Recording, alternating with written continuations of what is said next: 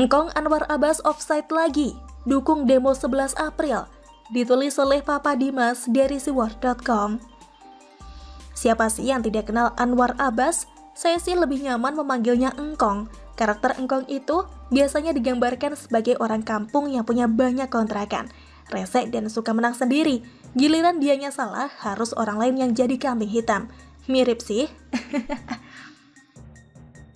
Sosok Wakil Ketua Majelis Ulama Indonesia ini sudah memberikan komentar yang bukan wewenangnya, terutama urusan politik di negeri ini.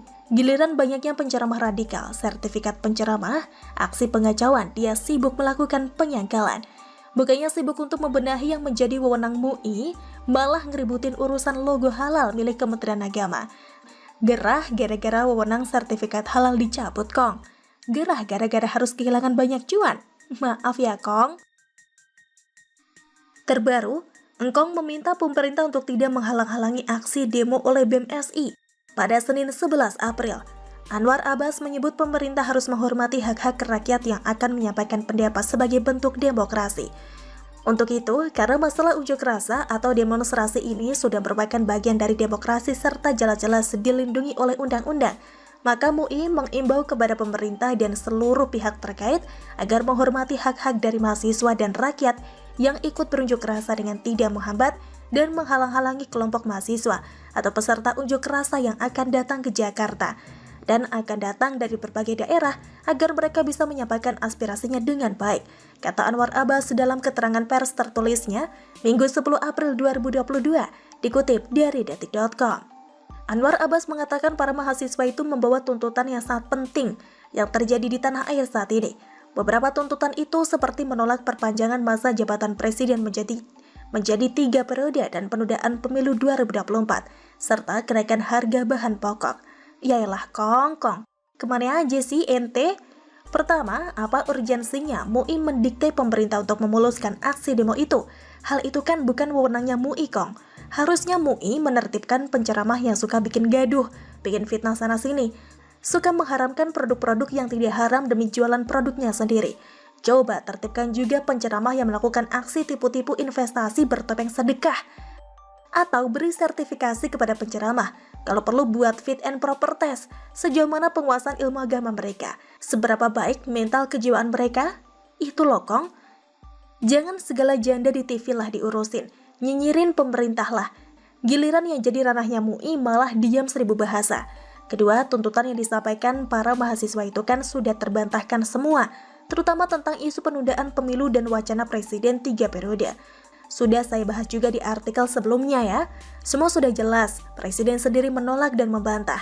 One Team Press juga menjelaskan bahwa tidak ada agenda untuk pembahasan masalah itu di DPR RI. Semua sedang sibuk menyelesaikan masalah pandemi dan pemulihan ekonomi negeri ini. Clear, semua sedang bekerja sesuai tupoksinya, Kong. Cuma ente doang yang nyinyir. Ketiga, harusnya MUI bisa mencontoh pernyataan PBNU yang mengimbau mahasiswa menyampaikan aspirasinya secara tertutup. Ketua PBNU Ahmad Fahru Rozi mengajak seluruh mahasiswa menghormati kemuliaan bulan Ramadan 1443 Hijriah dengan menggelar demo tertutup. Mengajak semua pihak menghormati kemuliaan dan kedamaian di bulan suci Ramadan dengan hati yang suci dan bersih. Berlomba-lomba berbuat kebaikan, menahan hawa nafsu serta menahan emosi dan amarah yang bisa membuat puasa menjadi tidak sempurna, kata Ahmad Fahru Rozi dalam keterangannya Minggu 10 April dikutip dari detik.com. PBNU pada dasarnya tidak melarang mahasiswa menyampaikan pendapat. Namun Fahrur mengingatkan pendapat yang disampaikan harus santun dan lebih baik tertutup. Hendaknya usulan dan tuntutan kepada pemerintah disampaikan secara baik dan santun, disampaikan secara tertutup dan langsung tertuju pada kebijakan pemerintah yang dimaksud, tanpa perlu mencela dan mencaci maki, ucap Fahrur. Lebih bijak, lebih adem, terutama dalam rangka menjaga kehusyukan di bulan suci Ramadan. Jangan sampai kita berpuasa minta dihormati dengan melarang warung buka di siang hari, tapi kita sendiri tidak menghormati bulan Ramadan dengan teriak-teriak di jalan, apalagi sampai keluar kata-kata makian dan menghujat pemerintah.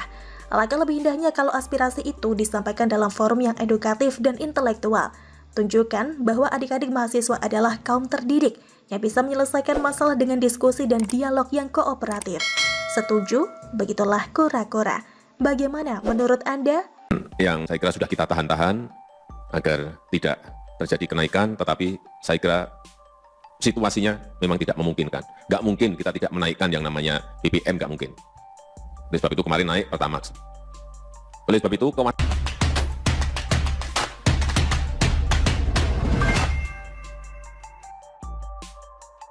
Kenaikan BBM di era SBY 300% dari era Jokowi 30%. Nyinyir pakai data drone, ditulis oleh Manuel dari siwar.com. Kenaikan BBM di era SBY lebih tinggi dari era Joko Widodo. Nyinyir pakai data bos. Kenaikan bahan bakar minyak tertinggi bukan ada di era Presiden Joko Widodo, melainkan ada di era Presiden Susilo Bambang Yudhoyono yang partainya itu sering ngebacot soal kebijakan Presiden Joko Widodo. Saya kira apa yang dikerjakan oleh Presiden Joko Widodo sudah tepat dalam mengikuti harga minyak dunia, sehingga kenaikan harga minyak terjadi. Kita melihat bagaimana Presiden Joko Widodo dan pemerintahannya sudah bekerja keras untuk mengontrol harga-harga bahan bakar dan juga komoditas sehari-hari di Indonesia ini. Kan gak ada subsidi lagi dan harga pasti menyesuaikan sama komoditi dunia dong. Terlepas dari kinerja menteri yang tidak becus dan seringkali bikin kita naik tensi seperti Menteri Perdagangan yang gak becus kerja dan Menhan yang sibuk sama kursinya. Tapi setidaknya Presiden Joko Widodo mengontrol para menteri-menterinya agar tidak jadi makin ngaco bin parah. Salah satu yang dikerjakan Presiden Joko Widodo dalam mengontrol menteri adalah memecat orang-orang yang gak becus seperti Rizal Ramli, Anies Baswedan, Sudirman Said, dan lain-lain. Sedangkan Susilo Bambang Yudhoyono punya menteri yang gak becus kerja dan dibiarkan begitu saja. Lihat itu, yang like konten Twitter itu sambil ngoceh internet cepat buat apa? Dari kinerja menteri yang selevel sama Juragan Panci, gak heran kita melihat harga kenaikan BBM di era Susilo Bambang Yudhoyono menduduki posisi presentasi yang tertinggi setelah era Soeharto. Saya kira orang-orang yang ada di dalam Partai Demokrat ini harus melihat fakta dan data di lapangan. Lihat para oposisi, mereka hanya bisa nyinyir dan mengkritisi kebijakan Presiden Joko Widodo dalam menaikkan harga BBM yang merupakan penyesuaian terhadap harga minyak dunia akibat perang yang terjadi antara Ukraina dan Rusia. Naik, wajar. Saya juga merasa isi bensin di era Jokowi nggak ada beban. Secara presentasi inflasi masih kecil banget itu. Lebih enteng malah isi bensin di era Jokowi. Nggak berat hati gitu loh. Apalagi orang-orang konyol seperti anggota Greenpeace mengatakan bahwa ada kapal Pertamina yang mengambil minyak dari Rusia di tengah-tengah kondisi Rusia yang menyerang Ukraina. Seolah-olah mereka mau membuat sebuah penggiringan opini bahwa Indonesia masih bekerja sama dengan Rusia yang merupakan agresor kepada Ukraina.